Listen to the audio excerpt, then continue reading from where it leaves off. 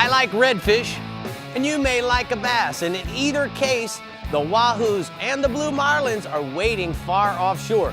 So get ready, we're going fishing here on the one and only Texas Insider Fishing Report. Welcome to the Texas Insider Fishing Report. Presented by Yamaha. Welcome to the Texas Insider Fishing Report. We're your hosts, Brie Gabrielle and Captain Rick Murphy, hoping everyone had a fantastic Mother's Day, hopefully out on the water, but most importantly, Rick, giving Mom a day she deserves. Absolutely, and you know what? What? Next year, you're gonna be a I know, mama. I'm gonna be a That's mom gonna next be really year. cool. I wasn't sure whether to celebrate this year or next year. I kind of celebrated this year, but we celebrated my mom. All right, well, in order to start out properly, we need to first say hello to our CCA workbench guru extraordinaire, Dave Farrell. A guru extraordinaire. Yeah, do you like that? That's, hey, You're why welcome. not? You're I've welcome. never called a guru extraordinaire. Well, there's a first for everything. How was your weekend, Dave? It was very good. I didn't do anything. It rained and rained and rained. So I didn't do much of anything. That's great. Yeah. Sometimes we need those weekends, you know? Yeah. All right, well, Captain Chad Kinney in the Lower Coast region is up with his inshore and offshore report with plenty to talk about. So, Chad, let's get to getting. I'll tell you what, it's been great. Finally got a summer pattern here. I looked at the long range. I don't see any more northerners really coming hit here, pushing this far south. So the fishing's pattern right back there. It's good offshore, inshore. So the trout and redfish are good up around Corpus Christi and the surf around Mustang Island. Snapper fishing still remains great in state waters here. And there's some ling also starting to show up. And just for some info, starting June 1, guys, federal waters going to be opening up for everybody here in the Texas coast here. So I talked to Captain Doug Stanford on the trout fishing. He says it's been really good on Mustang Island in the surf there. And there's some redfish also mixed in with it. So the trout fishing and the surf there, if you guys want to go up there and do that or haven't tried it yet, but you have a big arsenal ready to go. Try some live croak or free line or with a Carolina rig, free line them, a Carolina rig, 3/4 ounce, 1 ounce weight works great. Finger mullet, whether you got them live or cut bait also works good. Live shrimp and popping cork works really well also. If you're going to do that, use a longer leader, like 4 to 5 foot, like 40, 60 pound leader like that. And you can always put a little, cheater weight on it like that to keep that shrimp down in the strike zone a little bit more like that. If you're using artificial, I like using some shrimp tails or some sand eels with a heavier jig head. Go to like a 1/4 ounce, a 3/4 ounce jig head, and then get a saltwater assassin chicken on the chain. I like that one. Got the little tail there we can bounce off the bottom there. So when you cast it out there and you got a little current move, just let it sink to the bottom and just kind of slowly bounce it through there, even more like your flounder fish or anything else like that. You can pick up a lot of those trout or mix in reds that are feeding off any of the fish are popping off the bottom there. Look for good weather when you're surf fishing, though. Just what's really optimal, what you want is about 5-10 mile-an-hour winds. Don't want it white capping and real heavy. You look at that trout green water is really good. Got a photo of a trout here. Devin, he's a freshwater guy. He's never caught a trout before, so you land a nice 22-inch trout there. That's a nice fish, bub. Go ahead, keep going. Yeah, it's good, healthy fish. So the redfish are good around Redfish Bay. I talked to Doug again, and he said Redfish Bay and Aransas Bay are really good. He's using cut menhaden. He says working really good. Also try some cut mullet or live croak, or actually work on those redfish too. So fish the shallows and the drop-offs, and use about a 40-pound leader, free line it, or a Carolina rig. Again, we work good on this stuff like that. But remember, when you're getting a redfish bite, you got to let them take it a little bit before you set that hook. So, have the drag set really good. Keep your rod tip kind of up, and when he hits, just kind of bend to him, let him take it a little bit. They're going to get that bait down their crushers and go ahead and set the hook. And light tackle is great in this stuff. If you guys haven't done it, just get some 12-pound mono suffix. If you can do that. If not, if you want to go to the braid, get 30-pound braid works great. It's equivalent to about an 8-pound mono diameter, and it's great like that. Got a picture there of some redfish on limit with Captain Doug Stanford on his trip here this week here. All right, let's go offshore, bub. Yeah. Moving to offshore, snapper fishing, like I said, remains excellent. It stays down here in the lower coast. I talked to guys in Port A, down South Padre, Fort Mansfield. It's all been good. And federal waters, as I said, opens up June 1 this year. But there's also been some ling showing up, cobia, same thing. So they're around the structures out there, so it's good. So when you're on the ling, around the structures, you be snapper fishing in state waters, have a pitch bait ready. Use like a 7-aught VMC live bait hook. And it has a higher tensile strength, so use that, and it has a shorter little shank on it, so you can hide the bait a lot better. So if you have fresh squid or cigar minnows, that works well. What you want to do is you want to throw small amounts of shrimp out there when you see them, and then get that ling to start eating like that, and then throw more pieces out there with your baited hook in the mix. And once that ling takes it, let him run 20, 30, 40 feet before he sets the hook. You'll see him. He'll take it off in his mouth, And then when you do it, set it just kind of nice, good set, and tie it direct to your main line. Don't use a big leader or anything like that, because it's really leader shy. And the best thing on the end of that deal is don't get them in the boat green. By this we mean, guys, don't shoot them right away and try to free gap them and stick them in the boat. It'll tear your boat up. And as far as gapping goes, get an AFCO gap. It's the best. I've been using for years, different sizes. But when you get your ling, use about 2 or 3 inch gap works your best on these things and go straight to the cooler with them. So got a picture of a 40 inch ling here with a guy that's working for me here in the summer. Bones, he's about to go to college, so it's a pretty picture there. I not see why you call him Bones, bro. We call him Bones. I feed the boy, but he won't eat. But he just burns. He's got tapeworm, I think. Anyhow, moving on to something different. This is kind of rarity. Maybe people haven't seen them, but African pompanos are pretty cool. I've caught them before several times. They're great eating and they're good catching, but try a Williamson slow flutter jig on this stuff like that, a 3.5 ounce. And it's best to work some wrecks or structure around 150 foot up to 250. And use like a 46-pound leader and work that upper water column. Don't go down to the middle or to the bottom. Use the upper stuff. They're usually hanging out more towards the top. And then you can do those and do a side deal if you're amberjack fishing with some heavier jigs than Williamson. Use that 5-7, but use that smaller one. You'll be able to hit them. And it's a great looking fish. I got a picture of one there. Great pick of a little Rich Lefevre there with an African pompano. All right, well, great pictures this week, Chad. Thank you so much. We're going to go ahead and take a look at the lower coast hot spots. Inshore trout and redfish are good out of Corpus Christi in the surf of Mustang Island. And then offshore, snapper fishing in state waters is excellent with some lings starting to show up, Brie. Man, I love African pompano. They're such pretty fish. Yeah, they are. You saw those sickles that guy had? That's really cool, man. All right, the upper fresh region is where we're headed to next. So if Lake Fork and Texoma sound like a good weekend plan for you, listen up to your guide, Johnny Geis. Hello, Rick and Brie. How you doing, Johnny? I'm doing great. Well, it's finally settled down here on Lake Fork. Consistent fishing is finally here.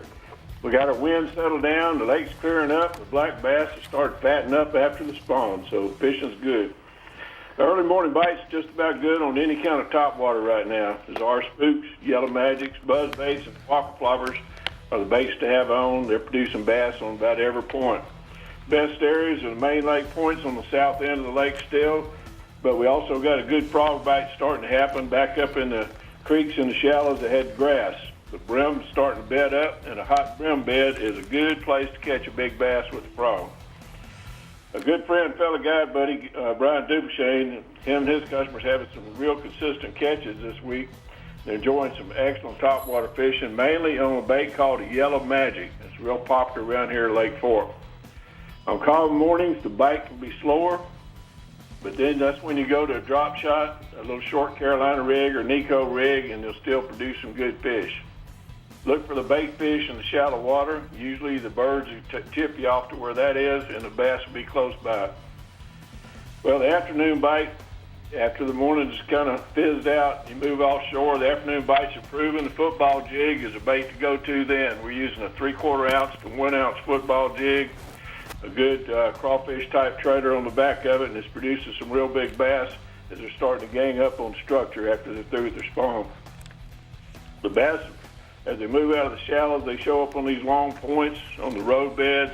Got a lot of pond dams that were flooded when the lakes there was flooded, and that's where they're hanging out right now. So when you catch one there, there's usually a lot more of the similar size on that same structure. So you get on 5-pounders, you're going to catch 5-6 pound bass. So fish them hard. This is my favorite period, the time of the year to catch for the big bass. So from late summer, the schools of trophy-sized bass are moving up on this structure to feed on certain times of day. It's all about timing. You got to be there when they're there. I look for the big schools of white bass. They're feeding on these long points, and they usually catch the big bass after the whites move out. The big bass are feeding there on the shad and bluegill, so any imitation or even the real thing will work great on the big schools. I got a picture here of a guy buddy, Brian Dubuchain, had a party out last week. They had 59. They were trying to catch 60. The customer said we're ready to go. He hadn't fished all day. He'd been taking on fish all day long, and they made him make one last cast, and he catches an 8.10 big bass. Golly, that's awesome. One cast, and he caught the 60th fish. Dang, good job. Moving on up the road, stripers on Lake Texoma. Got a great report this week from Captains Bill and Chris Carey of Striper Express. There at Lake Texoma, they report the striper fishing has been about as good as it ever gets. It's awesome. The morning topwater bite is on, and it'll hold that way probably throughout this month. Catches of stripers are ranging from 3 pounds up to 20-pound trophies. The big females, they finish their spawning. The big fish are back in the main lake, and they're looking for something to eat. The lake level is normal. The water temperature is about 70 degrees now. Real stabilizing effect up there as well. When the baits of choice that they're using are 6-inch pencil popper and magnum chug bugs, anything to imitate the big gizzard shad. After the early morning topwater bite's over, they switch to jigs, soft plastics, either in white glow or chartreuse fleck, a sassy shad with a 1/2 ounce to 1 ounce jig head. You throw it out, you reel it through the schools, a slow, steady retrieve, and you can catch fish all day. Stripers are feeding lake wide. Most of the catches are in the 10 to 40 foot depths. Fish are schooling up, and large herds of stripers are roaming the lake. There's a lot of people catching them on live bait as they move up and down the lake looking for the schools of shad. Striper Express says we're big on kids. They really like to have the families that bring the kids because the stripers are voracious feeders, and the young and old alike can catch these fish. Captain Bill says there's no learning curve out of his boat. Everybody catches fish. So we got a good picture from Captain Chris Carey. He caught a real big striper. Look at that one on a pencil popper this week. He's excited. Man, that's a stud fish, man. That's so cool. All right, Johnny, thank you so much. We're going to go ahead and take a look at the hot spots from the Upper Fresh region. Johnny says that we want to go to Lake Fork for bass and Lake Texoma for the stripers. The water temperature in both lakes, 70 to 75. And any type of top waters early in the morning, crankbaits and swim baits for bass as the day heats up. And there's been some good frog bites around the shallow grass, Brie. All right, we're trucking over to the Middle Coast region next, but first Dave is talking about some pretty neat things over at the CCA workbench that you won't want to miss. Dave, what are you doing? Yeah, you better clear the room. I've got a fly rod in my hand. All right, I'm running. I'm telling you. Yeah, I'll be hell if I ever get the fly line out of the thing. I tell you. All right, well, We're figure going to be that talking out by about the time we catching come back. bluegills. Bluegills We'll on be the right fly. back. on the The fly. Texas even. Insider Fishing Report is brought to you by Yamaha. Reliability starts here. The American Fishing Tackle Company. Any fish, any water. Since 1958. Guy Harvey, marine wildlife artist and conservationist.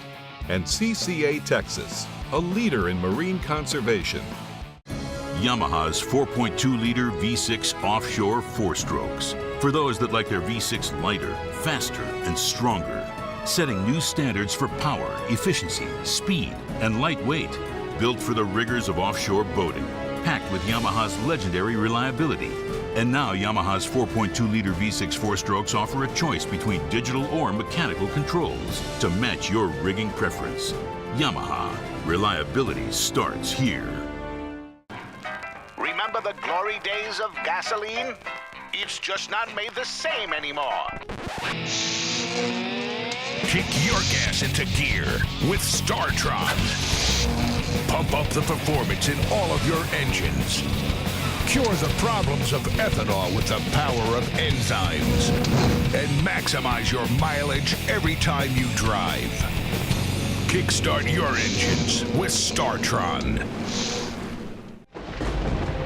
Outside is a bully.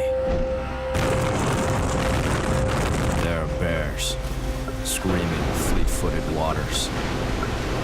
Arrogant mountains. Goliaths. Goliaths. Goliaths. And 100 other excuses to stay inside. But there are ways to deal with bullies. CCA is the largest marine conservation group of its kind, with 70,000 members in Texas. CCA's mission is dedicated to conserve, promote, and enhance the present and future availability of our coastal resources for the benefit and enjoyment of the general public. So if you care about the health of our Texas coastal resources, join CCA today by going to their website, ccatexas.org, and help them make a difference. Use the promo code REDFISH to receive your free hat with your membership. CCA, the leader in marine conservation.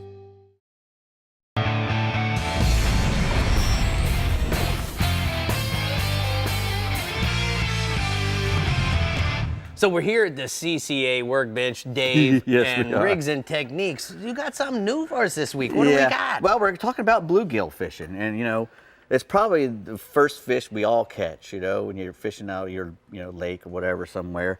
You know, I'm lucky to be living on the lake where I caught my very first one.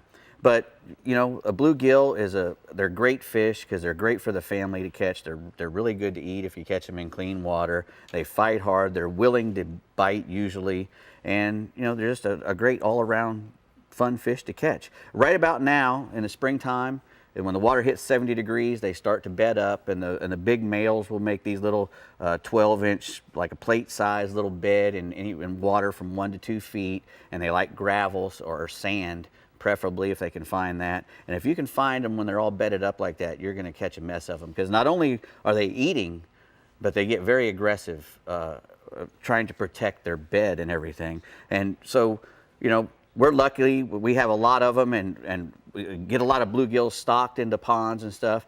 Well, the bad thing about bluegill, besides the fact that they're very prolific, is that they can take over a lake. So you got to be really careful and be sure that you don't have a ton of little bluegills in there, because they'll never get big. If they're eating all the food, they love to eat invertebrates, insects. They'll eat minnows and stuff, but insects are what they primarily eat. Crickets and anything that falls in the water, worms, just about anything. But the best thing to use is a good 6-pound test with a drop shot, with a bobber like this. This is like 6-pound test. This came off a cane pole.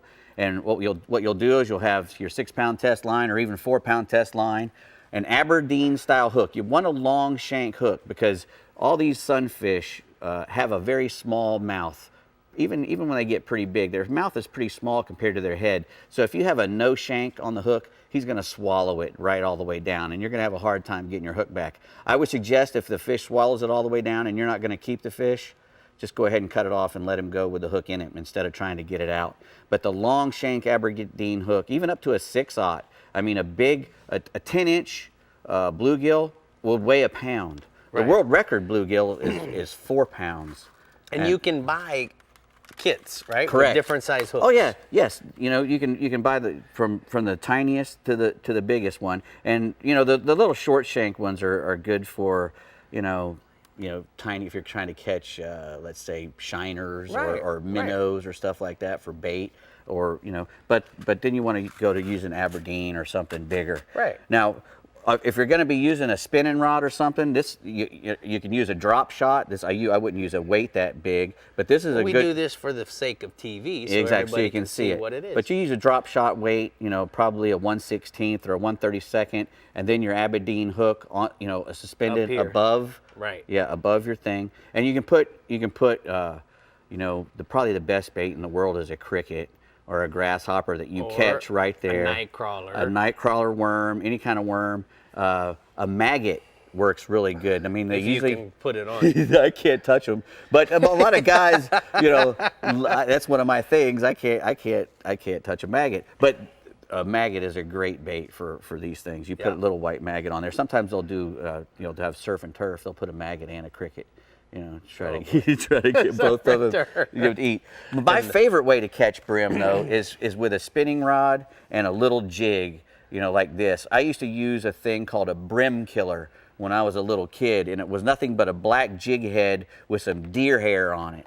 Right. And it was, I remember they used to cost 99 cents a piece, and I used to go beg my grandmother for a $5 bill so I could go buy 5 of them at a time, because they worked really great. I guess they look like a little fly or a little water beetle or something. Yeah. But like a beetle spin, which is as famous as a brim bait as you can get. Everything eats the beetle spin. I also like to use these little Roadrunner heads, the same things you use for crappie and whatnot. Mm-hmm. I like they have the little blade on them, and that adds extra attraction, so you can get stuff to come and eat that. So. Now, what about guys that like to fly fish, Dave? My first introduction to fly fishing was same thing, what you have here, an 8 or a 6 or even a 5 weight. Right. And a little tiny poppin' Right. Well, I bought that whole kit at Academy for $29. This whole fly rod kit with the flies and everything. It's already tied, everything. All I had to do is pull it out, which is perfect for me because I'm not a big fly fisherman. Although one of the very first brim I ever caught was on a fly rod in a creek in Alabama, because I had a Yankee fella from Massachusetts. He was there and he was out there fly fishing, and I said, "Oh, it looks better than this worm I'm using." So let me show you one thing, Dave. It's really critical. Saltwater fly fishing, freshwater fly fishing, whatever it may be. If, for whatever reason, you're casting, by the nature of casting, if any of the fly gets wrapped around the hook, they call that fouling the fly. It's fouled.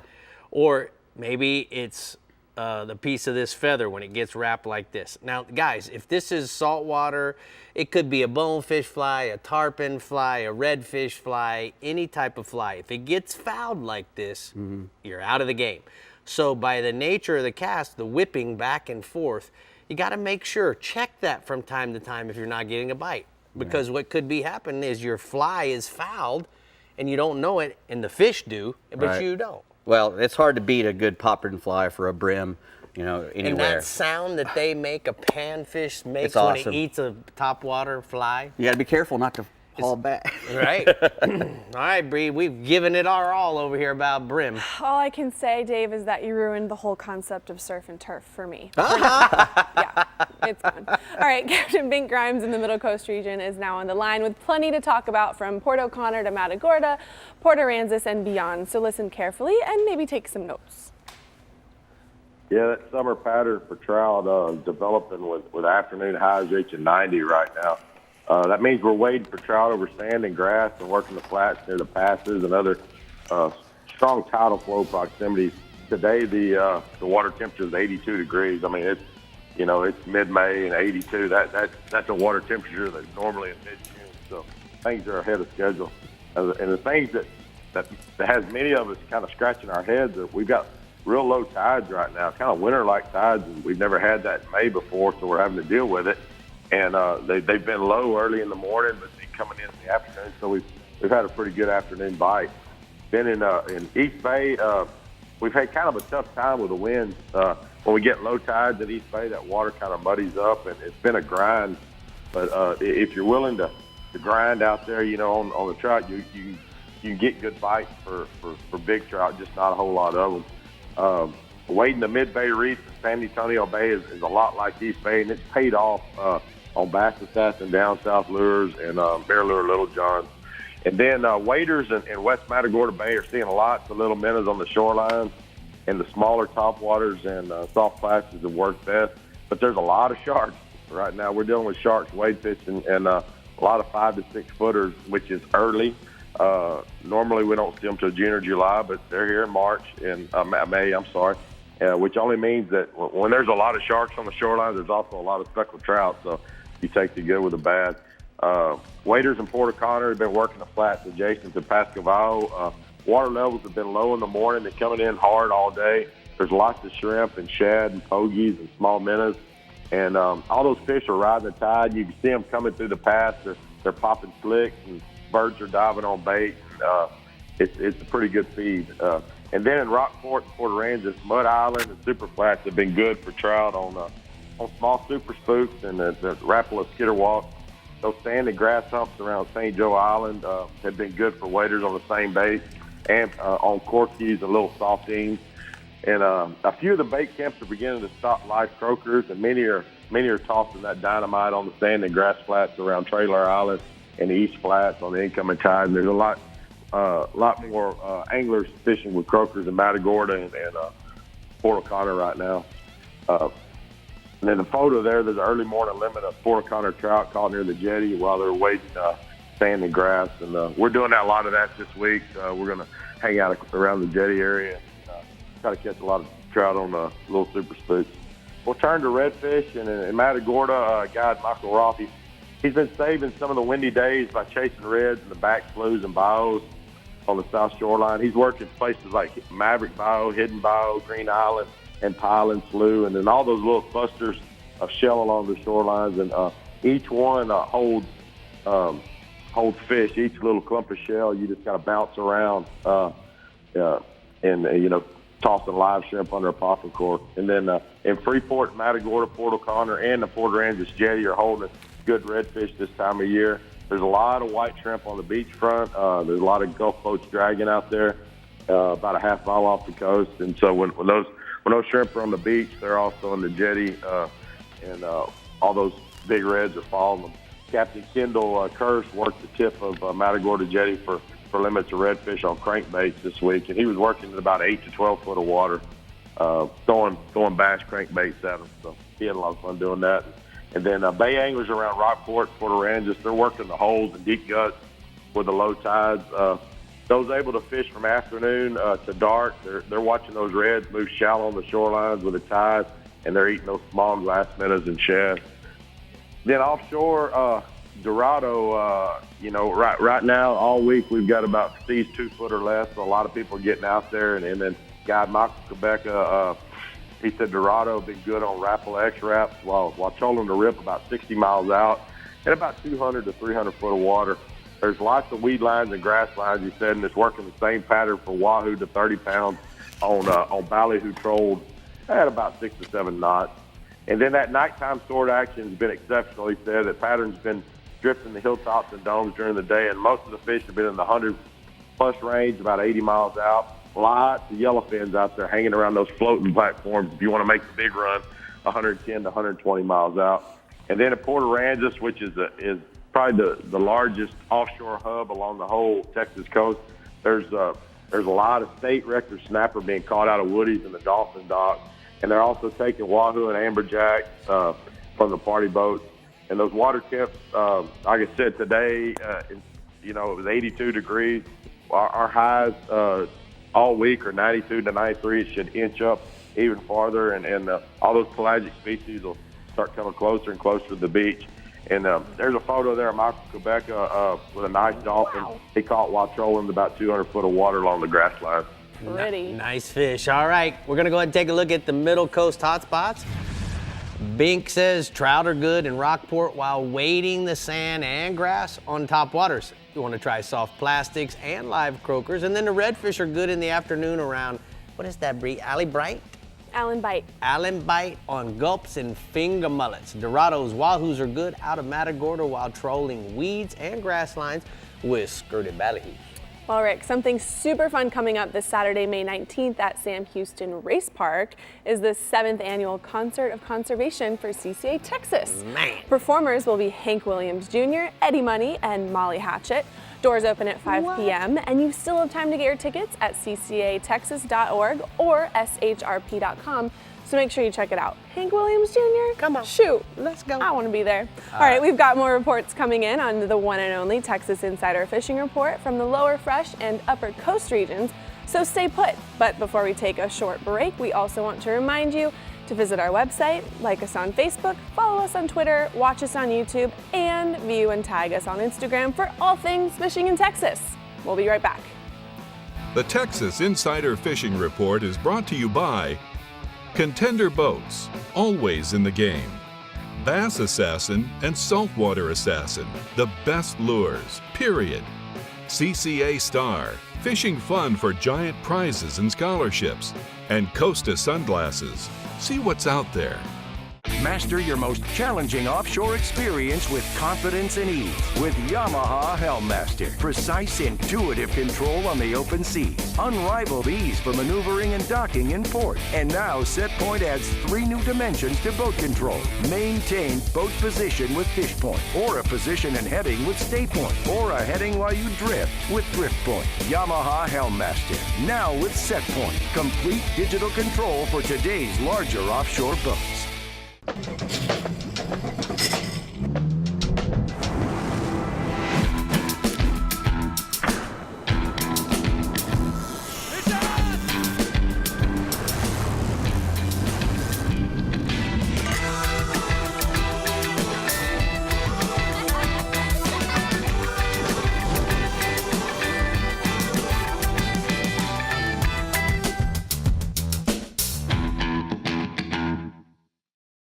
As close as you're gonna get to a sure thing for catching billfish is Guatemala. They're here, man. This has been a 20-year run, buddy. These things haven't left. There's no cycle. When it comes to sail fishing, this is the real deal.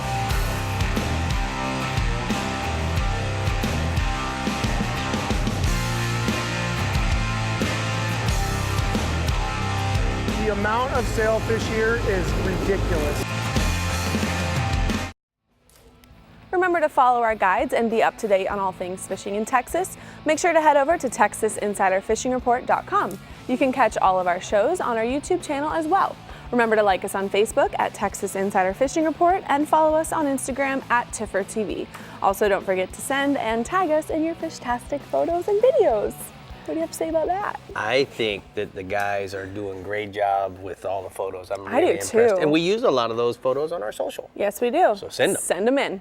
All right, now we're checking in with our little bitty Yeti Lower Fresh region, and our guide, Matt Reed, has got a little bitty info for you on Fayette County, Lake Travis, Amistad, Georgetown, and so much more. So listen up. I went to Alan Jackson concert, so I'm all like little bittied out right now. Hi, Matt. Hey, how are y'all doing? Pretty good. How you doing, Matt? Oh, I'm doing good, doing good. We ready to talk a little bit of fishing about that little South Texas region? Little bitty South Matt. Texas region. Let's do that. Let's hear it. Let's get this thing kicked off. We'll start off talking about largemouth bass. We'll start off out at Lake Amistad and then the Del Rio area. The bite's been very consistent out there for numbers right now. Average day, you're getting 20 to 30 bites a day. The lake level's dropped a few feet the last couple of weeks, and that actually helps generate some of the bigger bites. You know, this time of year when the water falls, it makes those fish get closer to the structure and the cover, and makes them, you know, more available for you to catch. There's a lot of 1.5 to 2.5 pound fish being caught. You just have to keep after it to catch that big one, but every few days, you know, there's a 7 to 9 pound fish showing up. The hydrilla in the lake is growing really good right now with it warming up. You know, the water temperature is up into the mid to upper 70s, and the hotter the water temperature gets, the faster that grass will grow. Bait fish and the bass just love to congregate to the hydrilla. That's the number one habitat there is for holding fish. And as it's growing right now, a Texas rig worm, you know, a Zumo monster, and a watermelon candy or watermelon red's a great way to catch them. Also catching them on a swim bait, throwing it over that grass. A lot of fish have already moved all the way out to the deep ledges there at Amistad. That gin clear water will make them move out in that 20 to 30 foot range really quickly. There's a bunch of fish out there now. What you want to find is a rock ledge that's 20 to 30 on top, fall into 60 to 100, real close to you. And those fish will set up on the edge of that drop. Throw a Carolina rig, a Texas rig, or a drop shot at them, and that's a great way to catch those really deep, fast bass. The spawn ended with the full moon at the last of April. So the top water bite is starting to kick off, and it's been really good. So, you know, that's a fun way to catch them on a fluke. You know, fluke, anything up on the top. Early morning shed spawn's going on, so look on the shallow rocks and so forth. Throw a jerkbait and you'll catch you some of those fish. It's transferred to the Austin area. Lake Travis is still fishing good with lots of numbers of fish, flipping trees, throwing swim baits around those trees. You're catching a lot of numbers of fish. Topwater bite on a pop R or a wake bait, and even the whopper flopper is catching some of the bigger fish, you know, early in the morning before the sun gets high. Anytime on those clear lakes when the sun gets high, the docks are always a good choice. Skip the jig up under those docks, and that's a good way to look for a bigger fish. Your numbers won't be as much, but you could catch you a bigger one. Lake Georgetown is fishing well right now. Work the flats and the humps in 12 to 20 foot of water with a shaky head and a finesse worm. Catching a lot of nice smallmouth there right now. It's one of the lakes in the area that has smallmouth. You can also find some largemouth schooling on the lower end of the lake now. So you look for that surface activity, and that's always a way to catch a bunch of fish in a hurry. Inks Lake, there's a good fight going on right now, throwing a frog early up against the rocks in the laydown. That's always fun to throw a hollow body frog and watch them blow up on it. It's just a very exciting way to fish. You can also catch some on a Cinco and a trick worm. up in that shallow cover. You might want to throw a football head out on the deeper breaks also to catch some of the bigger ones. Like Normal Falls, the bite's pretty good. It's also a frog bite going on there. You can also mix in a fluke up there in that shallow water. Those fish are usually up there early in that shallow water, either shad spawn or the bluegill spawn. That's the food's up there is why they're there. Let's move on over to the east a little bit. Fayette County Lake's in a very predictable summer pattern right now. Water's warm, weather's warm, and it's going to stay that way probably through October. The fish are offshore. They're plentiful right now. A lot of fish in the 4 to 6 pound range are coming from that 17 to 20 foot water on the main lake drop-offs. You find the schools of shad out there, and you'll find the bass. Also, some fish being caught early and late on top water, shallow. So both ways at Fayette County, you can catch them, shallow early and late, and deep during the midday. Great way to catch you a bunch of nice fish over there. Tell me about the photo, Matt. All right, the photo, that's a Fayette County bass from Greg Boyk. He caught him the other day out on the deep water. All right, we'll talk about the white bass next week. We're running out of time here, Chief. We're going to go ahead and take a look at the hot spots for the lower fresh region. He said largemouth bass in Fayette County lakes are biting crankbaits and Carolina rigs, soft plastics, and 15 to 20 feet of water on the main lake points and around the rocks at the intake. Well, yeah, a lot of information this week. Got a lot to say, and that's a good thing. All right, moving to the Upper Coast region, it sounds like Captain Caleb Harp is going to get you on the bite wherever you're fishing, whether it be inshore or offshore. Right, Caleb? That's it. That's good. We've had a good week this week, so let's get it rock and rolling, talk about what's going on. Whenever the weather gets calm, wading the surf has been really good for trout. And normally the entire beachfront from High Island to Port Bolivar and the entire Galveston Island is good, but it seems lately that the west end of Galveston from Jamaica Beach to the San Luis Pass have been better than the rest. Just like any time whenever you're fishing the surf, look for visible bait, slicks, or bird activity, and that'll help you pinpoint schools of fish. Get in the surf and work the first gut thoroughly, and then move out to the second and the third gut. Soft waters are normally always going to be your go-to bait in the surf, but soft plastics can be really good, baits to get bites on as well. And whenever the water gets air clear, try tying on an old school Marilure 51 MR. There have been some trout up to 7 pounds caught in the surf the last couple weeks, so whenever that weather looks promising, give it a shot. There's a picture there of my buddy Andy Felix wading down on the surf this week, and as you can see, they did really well. And then, going offshore, going to redfish. Open water schools of redfish have been a really consistent way to catch reds right now. We had a little more weather, come up this week, had a lot of wind to fight, but the fish weren't as visible on top of the water as normal, but you can still track their slicks, and it'll take you right to them. We're not really catching many slots in these schools like we normally do, but hooking up to these giant bull reds is still a lot of fun. And we're throwing paddle tails on heavy jig heads right now, but, whenever those fish they start running really fast, you're going to want to switch over to a heavy spoon or a heavy swim bait to get better casting distance. And most of these fish are in the 32 to 45 inch range right now, and they're eating mullet and large wrasse as well as ribbon fish. And there's a picture there of a fellow guide buddy of mine, Thomas Francis, with a big redfish from an open water school. And you can see, there's some big redfish in those schools right now. That looked like a pretty day. Oh, yeah. All right, let's go offshore. Let's do it. Now we're offshore. But, the wind got up and interfered with our roll of opportunity to really get offshore.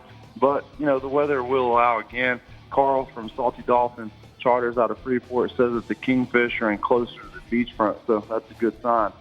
They're catching kings in the 2 to 5 mile range off the beach. And these fish are in, they're kind of scattered right now, being that the water is a little off. That nasty water will scatter the bait, which will result in scattering the fish. And those fish will regroup a little tighter once that water does improve. But hey, stick to your regular kingfish tactics, slow trolling around structure with sardines or medium deep diving plugs. Y'all got a lot of Rappalos that'll handle that.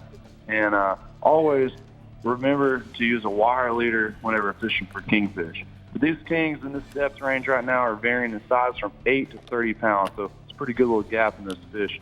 But hey, there's a pic there from Salty Dolphin Charters of Jenny and LaDonna with a 39-pound kingfish. So, you know, those guys at Salty Dolphin, they're on some good fish right now. Oh, hugs.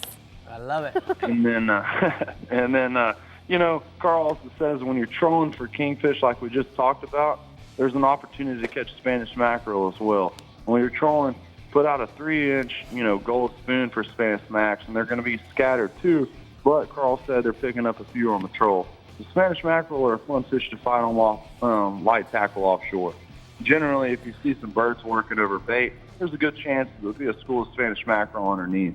Working birds on these fish is, you know, it's real visual, and it can be a lot of fun for constantly getting bites.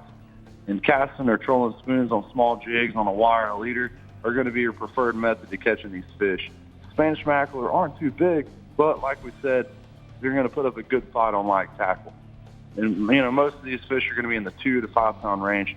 But, you know, if you're interested in booking a charter offshore, you know, give our guys over there at Salty Dolphin Charters out of Freeport a shout, and they'll hook you up. You can look them up on their website at saltydolphincharters.com. All right, thank you so much, Caleb. We're going to go ahead and take a look at the CCA Upper Coast hotspots.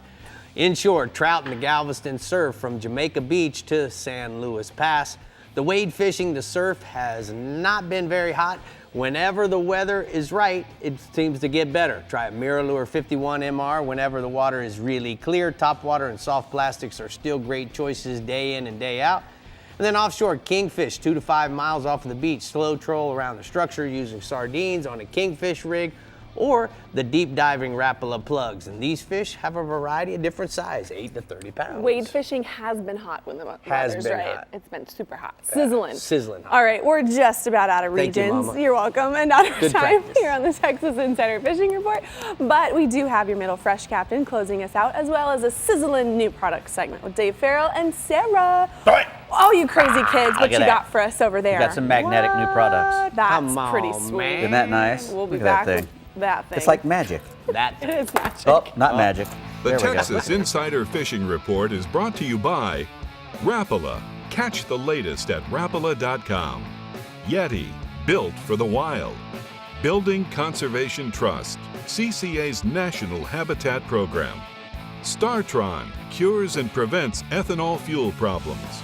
And Casa Vieja Lodge, 5-star angling in beautiful Guatemala. When you've got an incredible opportunity in front of you, you want a Yamaha VMAX SHO behind you.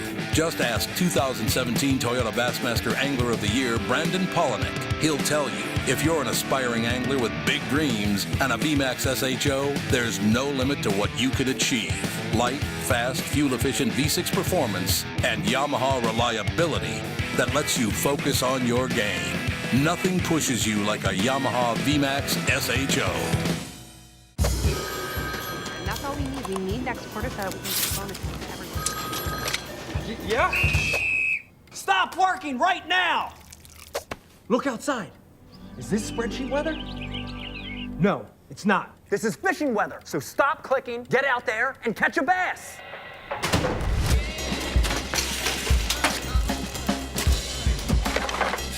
Stop what you're doing and start fishing Rapala Ripstop. Thanks for tuning in to the Texas Insider Fishing Report. Be sure to like us on Facebook and follow us on Twitter and Instagram to keep up with our captains, contests, and appearances. You never have to miss a show. You can find full episodes as well as special segments right on our homepage. Just head to TexasInsiderFishingReport.com for everything you need to know to stay hooked up.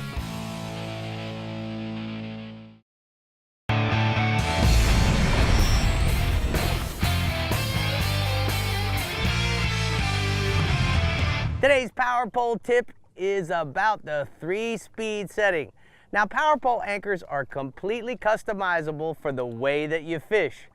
Using the advanced surface mount switch, you can control the speed of your anchor's deployment. The power pole anchors at the fastest setting will deploy in less than 4 seconds, and this can be good while you're launching or loading your boat, or when the wind is blowing or strong current and you want to reposition quickly. Now, the medium setting is the normal setting for stopping, which is good while using a trolling motor.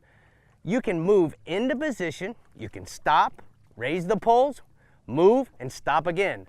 The power pole anchors will stop your boat so that the medium speed is good to keep from losing your balance. Now the last mode is the stealth setting. And the stealth setting is perfect for setting up on targeting fish without making any noise by drifting into position with the current and then lowering the anchor in the stealth mode. The anchor slowly and silently deploys undetected by the targeted fish. The beauty of the power pole anchors is its ability to control the speed setting to match the way you fish, and you can even customize the speed setting by using the Sea Monster app.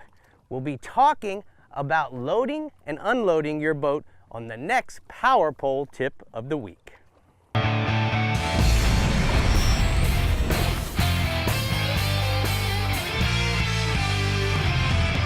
So we're here at the CCA workbench with Yes, some we are. exciting new products. We're going to start off with the CCA pliers. Yep, these are the new CCA pliers. They're 7.5-inch pliers. They're made from aluminum, so they're perfect for salt water. They got some nice cutters on there that you can replace if you need to. Tungsten carbide steel cutters. You know, like I said, right there, replaceable. I like them because they're on the outside. I always like to have my cutters on the outside because you can really see where you're trying to do your cutting. Comes with a molded sheath that you can put them in and a little lanyard so you don't lose them, which, Very you know, important. you're always worried about them going over to the boat. They only cost $30. you don't So have to that's really awesome. Spend an arm and a leg. Exactly. On And pliers. yep. And they have this nice little grip. Yeah, exactly. So you can Very hold on to nice. them. Oh, those are the CCA 7-inch pliers. Get them at Academy of Sports. Next, we got this. We're going to go ahead and do this Rapala Ripstop minnow with a real 3D eyes there. That's the, you know, it's a kind of a crankbait, a minnow imitator. It gets down about 4.5, 5 feet deep. I like it because it's got that little tail on the back. It's called the ripstop tail. And what you do is you just slash. It's kind of like a slash bait. You jerk it, and it'll go jerk and stop immediately, and then it'll just stop and it'll raise its head a little bit and start to come up, which is a great suspending bait. And that's when they'll usually eat it. When you give that good slash, and it'll stop, and then Get they'll them eat excited. it. It's got 4 ball bearings in it. It's good for the casting distance and for the sound and for the ballast, which makes it really stay stable in the water and able to suspend or and come up just a little bit when you stop it. But anyway, that's the Rapala Ripstop minnow. You get one of those things and catch everything. Catch bass, whatever. Anything that'll eat a minnow will eat that. Next, we got the Barracuda Geo-Cool LS Performance shirt from AFTCO. Very nice. We have to do a good job for AFTCO. They do a lot for us. The good thing about these AFTCO shirts is they have nice breathable areas in here, all this venting in here, side vents for extra cooling. It's got this new fabric. It's called a dry release Geo-Cool fabric. It's got a mineral infused technology that keeps you cool. It absorbs and it dissipates the heat all over your body instead of letting it concentrate. So light and soft. Very, very light and soft. You're right. It's a lot softer than other ones. It's got the flat seam construction so that they're never going to come apart. UPF 50. Very important. Yep. And it's also got the aft guard for the stain release and the aft cool quick dry as well. So get you a Barracuda G-Cool shirt. Stay cool when you're out there on the water, chasing the protected from the fishes. sun. Correct. All right. We're going to try these Z-Man Pop Shads right here. These are a soft bait top water plug. And what's really cool about these is, once a fish comes up and grabs that, he's gonna stay a hold of it because it's nice and soft. You can rig it weedless, which is very rare for a topwater plug. Most of them have treble hooks or even 2 or 3 single hooks on it. But you can rig that weedless with a 5/0 wide gap worm hook or any kind of worm hook you want. And because it's made from Z-Man, they're like indestructible. They're very, very, very strong stuff. Fun. 10 times tough, they call it. Floating topwater plug, the Z-Man Pop Shads. All right, last thing real quick before we go. This is called, you showed it on Very the exciting. top. This is called the Barracuda Magnet. And what it is a perfect little tackle holder for, a kayak, a boat, even if you had wanted to put a gun somewhere in a car. It's got these huge neodymium N5 core magnets, which are the strongest magnets you can buy, unless you have some sort of special license, I imagine. It's shielded all around on the sides to keep it, your electronics safe, and only on the front will things get stuck to it. You can put your pliers on here so you don't Correct, lose them. You correct. can always find them. Even these aluminum pliers with the jaws will actually stay on there, and it is it stays on there good. You don't have to worry about bouncing in the boat or anything. And I can't wait to take this home and put it on my skiff. Because I'm gonna have all kinds of stuff Put your sticking gun on it. there, Yeah. your pliers, everything. Yep. Well, there you go. There you have it. There you have it. There you got it. So you know what's so nice to see pretty hands holding. It is. What a nice I wasn't hand going to model. say anything because I'm a Come nice on, person. man. But I've lost you're right. my job. You have, but it's nice to have company over here. Hey, don't forget, you can get all that stuff at Academy, which the CCA stuff will help conservation, because Yes, Academy gives I have money those back. pliers and they're great. That's right. Well, Toledo Bend and Sam Rayburn is where it's at in the Startron Middle Fresh region, and your guide Matt Loescher from the Middle Fresh region is here to tell you all about it. Go for it, Matt. Hey guys, I'm actually out here right now on beautiful Toledo Bend watching some guys pulling some big old slab crappie. And I'm going to touch on that a little bit here in a minute, but first I'm going to talk about bass fishing at Toledo Bend and over at Sam Rayburn. Right now at Toledo Bend, these bass have really started to gang up on their post-spawn areas, off the bank. They're all done spawning now pretty much, and they've really started to get out there in those areas that are a little bit deeper, about 10 to 15 foot, not just real deep. And they're not going to be on just every spot that fits the pattern I'm going to talk about. But what you want to do is just keep running those spots, because when you find them, they're really ganged up in big numbers.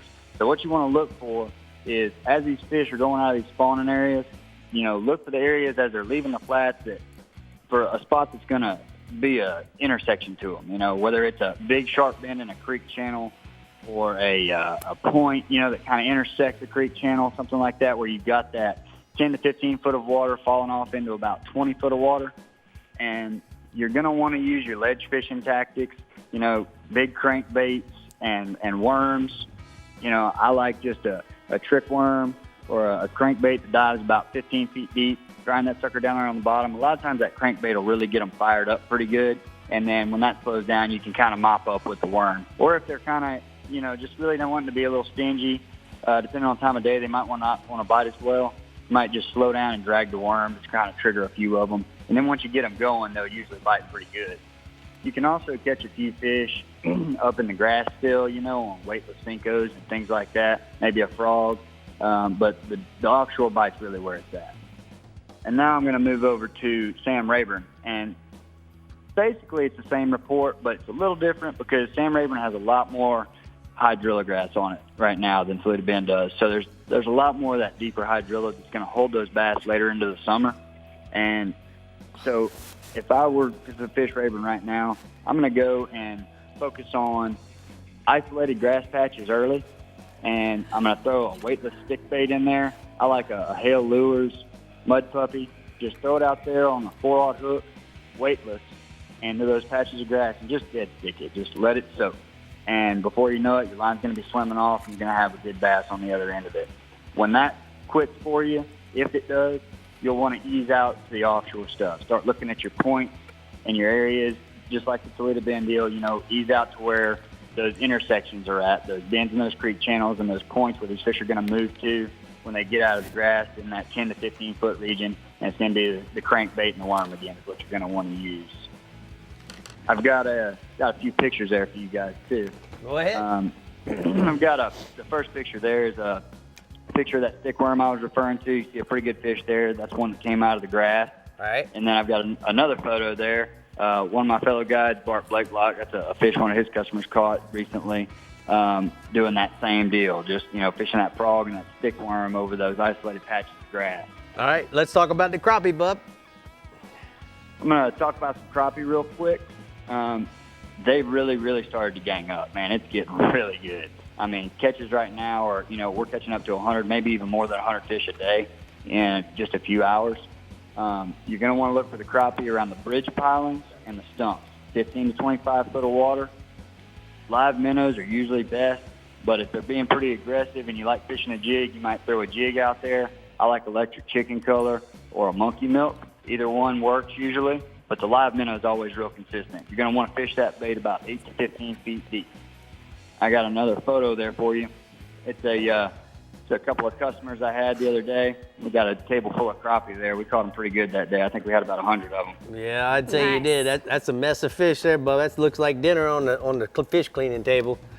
All right, tell me about some catfish. All right.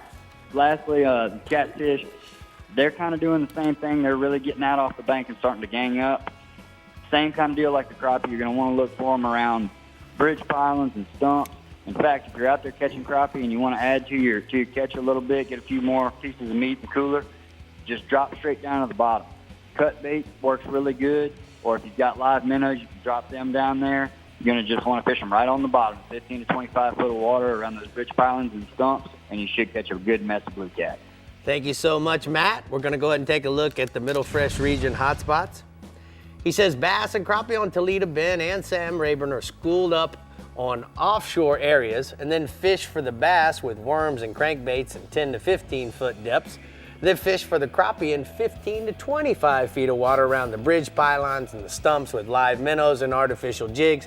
Catfish are on the bottom in 15 to 25 feet, and you want to use cut bait or live minnows. Well, guys, today it was fun. Sarah, you did a great job. I have to say, it's really nice to have some femaleness on the show with all this testosterone around. What are you talking about? Saying. The females are winning here. taking over. 1, a 2, and a 3. Uno, dos, tres. Right? All right, guys, thanks for tuning We're in. We outnumbered, hope Dave. you Yes, sir. yes, you are. Never thought we hope that you ever enjoyed the happened. show, and we'll see you next week. Bye. Bye, Thank guys. you.